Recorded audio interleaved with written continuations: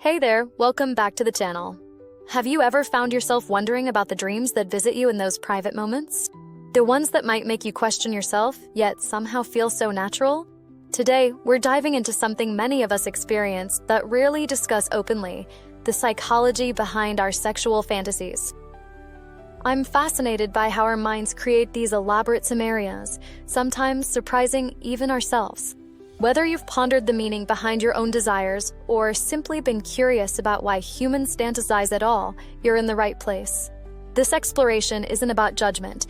It's about understanding a fundamental aspect of human psychology that shapes our intimate lives in profound ways. What makes this topic particularly interesting is how universal yet deeply personal fantasies are. By the end of our discussion today, we'll uncover some fascinating insights about fantasy about even the most self-aware among us might not have considered. So let's begin this journey together.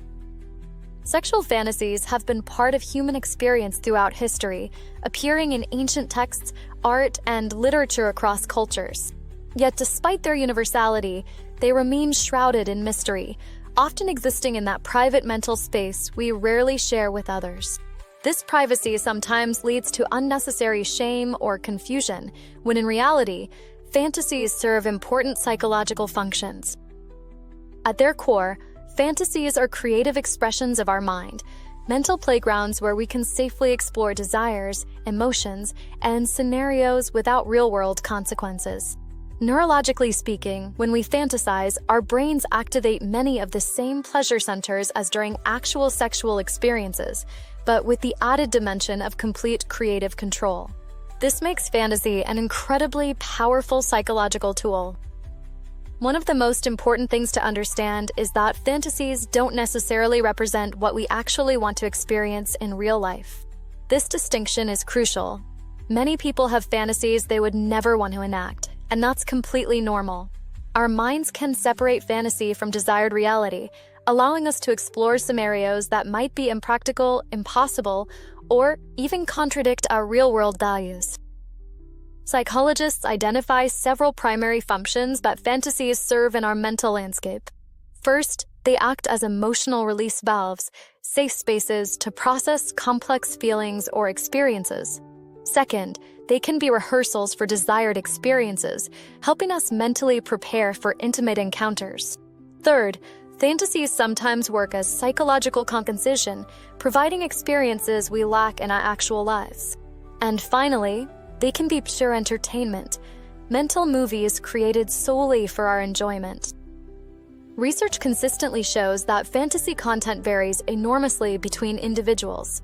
While certain themes appear commonly across populations, power dynamics, novel situations, or forbidden encounters, the specific content is influenced by our unique psychological makeup, life experiences, and cultural context. This explains why your fantasies might bear your personal signature, reflecting elements of your history, values, and personality. Interestingly, studies suggest that people with rich fantasy lives often report higher sexual satisfaction and better overall mental health. Having a vibrant imagination isn't a sign of dysfunction, quite the opposite. It can indicate psychological flexibility and healthy coping mechanisms, allowing us to manage stress and connect with our deeper desires. At this point, I want to take a moment to tell you why conversations like this matter. If you're finding value in this discussion, consider hitting that subscribe button and turning on notifications.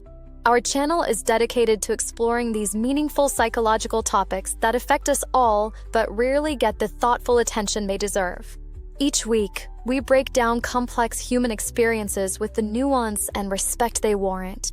Your subscription helps this community grow and ensures you never miss these conversations. Now, let's explore some specific categories of sexual fantasies and what they might reveal psychologically. Remember, these interpretations aren't definitive.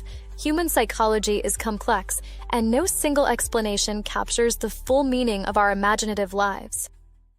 Power-based fantasies, whether about dominating or surrendering control, are among the most common. Contrary to simplistic interpretations, these often have little to do with one's personality outside the bedroom. In fact, many high-powered executives and leaders report fantasies of submission, while more reserved individuals might fantasize about taking charge. Psychologically, these fantasies often represent a desire to escape from responsibility or, conversely, to experience more agency than one typically has. They're fundamentally about psychological balance. Novelty and adventure fantasies. Imagine in new partners, situations, or activities. Connect to our brain's reward system, which is naturally stimulated by newness. These fantasies don't necessarily indicate dissatisfaction with current relationships. Our brains are wired to respond to novelty, and fantasy provide the harmless outlet for this fundamental drive. Evolutionary psychologists suggest this novelty-seeking is built into our species, while cognitive scientists note how these fantasies keep our neural pathways flexible and creative. Taboo or forbidden scenario fantasies often cause the most concern, but psychologists understand these as complex mental processes. Sometimes, the forbidden nature itself is the arousing element, the excitement of boundaries being crossed, even if only in imagination. Other times, these scenarios allow processing of complex emotions or experiences in a controlled environment. The crucial point is that fantasizing about something taboo doesn't mean desiring it in reality, nor does it reveal some hidden true self. Our minds are more sophisticated than that. Romantic or emotional fantasies focus less on physical acts and more on connection, vulnerability, and being deeply desired. These fantasies highlight our fundamental need for attachment and recognition. They often incorporate elements of being completely accepted and understood, profound human desires that extend beyond sexuality into our broader emotional lives. What's particularly fascinating about sexual fantasies is how they change throughout our lives. Research shows that while core themes might remain consistent, the specific content often evolves with age, experience, and life circumstances.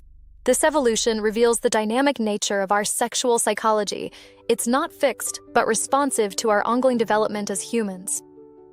Similarly, cultural context shapes our fantasy lives in profound ways. What's considered taboo or exciting varies dramatically across cultures and eras. This variation shows how our seemingly personal desires are influenced by collective narratives and social norms. Understanding this can help us approach our own fantasies with greater awareness of these cultural imprints. The relationship between fantasy and reality deserves special attention. For most people, a healthy boundary exists between what excites in imagination and what we actually want to experience.